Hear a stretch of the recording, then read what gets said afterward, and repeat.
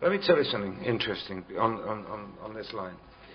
Because I remember back when there was apartheid problem in South Africa, and Black Sabbath got a lot of criticism for going to play in Sun City. They felt they should be aligned with the politically righteous people at the time. When I was a kid, I remember during the Cold War, not so much of a kid, but late teenage, early 20s. It was dangerous around the time of the Cuba crisis and all that sort of thing. Tension was very, very high, and yet the Bolshoi Ballet was still performing in London. Football teams were still going to Moscow. Gymnasts were performing and competing against each other. Diplomatic doors and the back doors, the cultural doors, were still open. Exchanges were made. And I think that it's important that music is expressive. We absorb these things. You don't go somewhere and take sides, and you don't play on a political platform. It actually helps. I remember we've been very fortunate because we've grown up, and so have a lot of our leaders grown up with us. Speaking with President Medvedev recently, he grew up with our music, and yet it was forbidden in Soviet Russia. And I'm saying to someone, will we play here? Does that mean we support the regime, or are we against it? I mean, that means 10 years ago, if I was playing in London, I would, if you follow that line of thinking, I was supporting Tony Blair, which is ludicrous. I think also you have situations which look impossible. We had it in the British Isles up to 20 years ago when, how do you solve the Irish problem? We had a situation which we thought was impossible. And I think what you have to do is you have to look back to history and say, no problem is unsolvable. There has to be a solution to what's happening here, the way eventually the people find a solution for what happened back in Ireland, So all you can do is hope that things will become normal. Another thing, that's all anybody wants, it to be normal.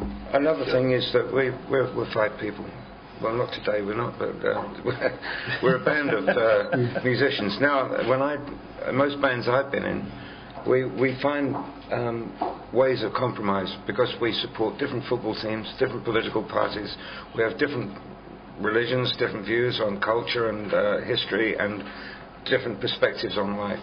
So the lyrics in Deep-Purple songs from the very beginning were always somewhat enigmatic or euphemistic, to say the least. I didn't know about Independence Day the other day. I had an early night and suddenly woke up, the fireworks were going off. I thought something terrible was happening. Balls, if you look at your own family or anyone's family, they kind of evolve. People die, people get married, in-laws move in, children leave home. We've had an interesting life. The development of this band is quite organic, even though it's evolved in a kind of dramatic way from an outsider's point of view. When Roger Glover and I joined Deep-Purple in 1969, they'd already made 3 albums, and it's important to point that out. And then there were changes before Roger and I joined again for Perfect Strangers in '82. So I think what you're looking at more is the ethos of the band rather than the actual members. I mean, Ian Pace is the only founder member we've got from '68. Roger and I. Roger went and got himself pregnant, that's why he's not here tonight, but so there are 3 of us from '69. And then when Richie left, getting on 20 years ago now almost. Yeah, long time. We were lucky Steve was there to join the band, and when John retired. And this band is the most stable band that you remember? This line, if you look professionally or emotionally, which one do you think? I think we got it covered, yeah. If you look at it on paper, it's the most stable lineup we've ever had. Yeah. And if you were a fly on the dressing room wall, most nights you would think this is a very happy band indeed. I think you're always pleasantly surprised when you go back to a market you haven't been to for a while, and you find there are still enough people there who would like to see what you do. And that's gratifying. With the best will in the world, it's very, very hard to get excited about playing to a hall with nobody in it. So when you know you've got a good crowd coming, it does heighten the anticipation and the excitement of going on stage every night. When you're a kid, it's all about me, me, me, me, me. And somebody says you're going to do a tour halfway around the world tomorrow, you go, okay. Now it takes a little more planning. You know, there's other parts of your life which have to be got in order. You know, you have to ask permission from the wife first. I think it's like being in the military or in the Navy. You know, you go on tour, you do so much time in blocks away from home. My daughter was saying she was getting ragged at school when she was a kid, and saying, "Oh, Daddy, you're always away," and whatever. And so we got the diary out and said, "Okay, take the average dad, Monday to Friday, gets home, sees you for an hour or so, maybe reads your bedtime story, maybe see you for half an hour in the morning. Weekends, he wants to go and see the football, maybe once a fortnight, go out with his mates, shopping with Mummy, and not much time to play." So, but I would get a whole month off, and it was quality time. And in actual fact, in quality time, we had far more time with our families than the average person. Is there any one song in your repertoire that you particularly enjoy playing more than any other song that is the song? Okay. That'll be the... It changes night to night, and you can't pick one. If it was just one, you'd go mad. You know, but it all depends on your emotion of the day. So it depends how you're feeling at the time. I couldn't pick one song and say that's the one for me. I just couldn't do it. Right at the moment, my favourite song is Maybe I'm a Leo, because it's just that it's so bluesy. It just picks out another element of Deep Purple's music that is sometimes forgotten. And for me, it's the texture of that is fantastic. I just love it. But the one for me at the moment is Hard Loving Man, yeah, which I don't think the band had ever played live before, but a message came through from John. That's cool. Saying, you know, just turn the amps up as loud as they will go, and that'll give you the sound. And how right he was. So at sound check, you know, everyone's going, "Is it loud enough?" "Yeah, that's it." The bands I heard my son listening to was Avenged Sevenfold. Now they're not brand new, but they're a younger generation, and they seem to like be able to blend everything in a really musical way. I enjoy listening to them. I think you hear more singers now than you hear bands. You know, most bits of music you hear are a song with a singer and very, very basic instrumentation. There's not a lot to really get excited about instrumentally, musically.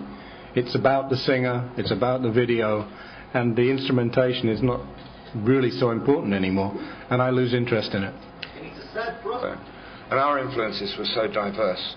We come from orchestral composition to folk, country, blues, jazz, big band swing, soul, and more recently things have been tailored.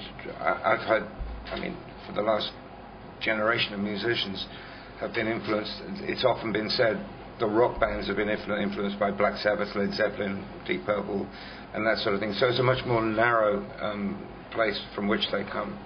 And they're more stylized, they're more hungry for fame, they're more ambitious, they're more professional at an early age, they're more clued in financially than we were. And they tend to know the business as much as they know the music.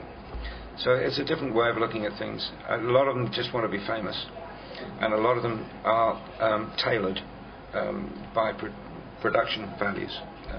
The video is not to be underestimated, though, how it's changed things, and in particular, what I've seen the X Factor or Idol, American Idol shows, where they go from unknown to famous overnight, over a few weeks or whatever. That seems to be fueling, like Ian was saying, more of a Nashville approach to, or almost. Steve's right. Yeah, where people are picking songs and picking images and 100%. Say you're going to be this, and there's not a band with a persona. There's just I want to be a star. Yeah, there's not a lot of natural selection going on. There's quite a big underground scene in England, particularly. You know, young musicians are into the Beastie Boy kind of offshoot bands like Agnostic Front, TRC, where rap meets rock, and that's pretty big in England. And I go to some of these clubs, prepared to hate it and actually coming out, God, I really enjoyed that. It's a good name, Prepared. You know, because the riffs are so powerful. And it's loud, but you never hear a guitar solo, as I understand it. You never hear a tune, as I understand it. You know, it's music, but not as we understand it, Jim. You know. Music is mood, you know. I mean, you listen to blues and you listen to orchestral music or rock music at the right time and in the right place and in the right company. We have this great thing about human beings, love the idea of congregational euphoria. So when you all get together to appreciate the same stuff at a concert or whatever, that's one thing. But when you listen privately, it tends to touch different parts of your soul. Robert Moog said a very interesting thing. I saw in a video. He said, modern popular music now is made by one person working alone for one person listening alone. Whereas in our day, it was made, you know, it was a communal effort in a studio, made for people who listened to records together. You know, you put a record on at a party or you'd all get together to listen to the latest record. But people don't do that anymore. I thought it was a very interesting observation. Shifting boundaries too. I remember the first time we worked with the orchestral musicians when John wrote the concerto. 69. And 69, yeah. And there was a hell to pay when we rehearsed with the Royal Philharmonic. They hated us. We all had long hair and they were sitting there, scum of the earth. And the conductor had to point out very forcefully to these guys that they were being outplayed by these young guys. And a thought occurred to me, how dare you be so snobbish? Because I recognise some of these guys, and during the daytime, when they're not in their monkey suits, they're in the recording studio doing backing tracks for Dusty Springfield and Tom Jones and stuff like that. They're just musicians, the same as the rest of us. So, you know, there's no need, you know, for all that. But times do change and attitudes change. Are you writing today? Sorry? Something new? Writing? What, collectively? Yes. We had a writing session in February. I think we're aware of certain pressures from outside that perhaps another Deep-Purple album is expected, anticipated. And I think we'll probably get together again when we have some more time off. And trouble is, we don't plan anything. It just sort of, we're kind of opportunistic when it comes to writing. Always have been. We're not very good at planning anything. Otherwise, I think we might have planned our retirement by now. But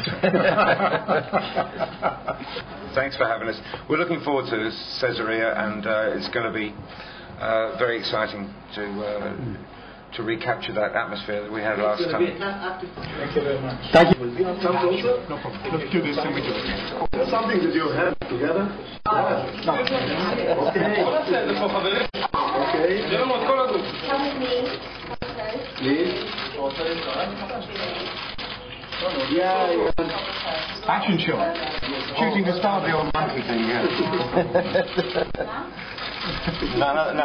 Calm down. Thank you very much. Thank you. And guys, 1 second.